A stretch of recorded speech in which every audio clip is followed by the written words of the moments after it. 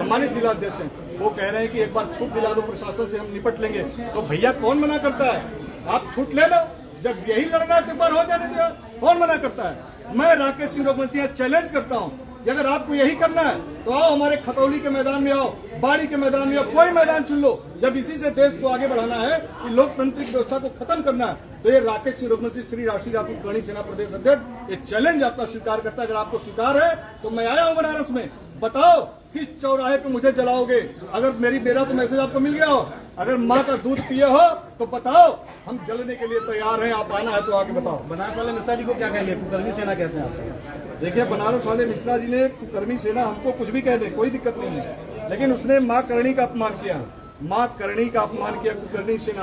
आप करणी माता के बारे में जानते हैं? जैसे दुर्गा माता, काली माता, सरस्वती माता, ये हमारी माँ है जो हम सनातन धर्म को मानते हैं। ऐसी हमारी माँ का एक मंदिर है करणी सेना, उन माँ का अपमान किया।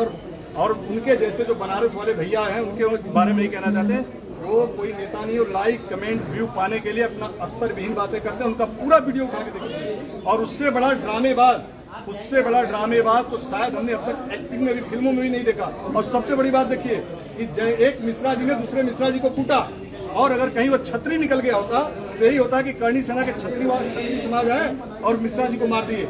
लेकिन उसके बावजूद भी एक्टिंग उन्होंने मारा, उनका ब्लड अपने शरीर में लगाया, बैठ के धरने पे हाथ टूट गया, पैर टूट गया, एक्टिंग शुरू हुई, अस्पताल गए। इनके समाजवादी पार्टी के सांसद, विधायक सारे लोग इकट्ठा हुए कि करणी सेना ने हमला किया।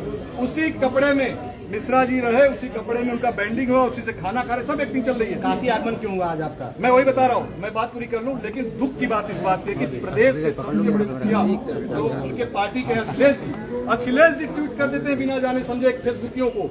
इस बात से तकलीफ है कि उन्होंने कर दिया। और बनारस आगमन का ही कारण है कि किसी ने चैलेंज किया था कि अगर जिस चौराहे पे मिलोगे हम तुम्हें जला देंगे, हम तुम्हारी औकात दिखा देंगे।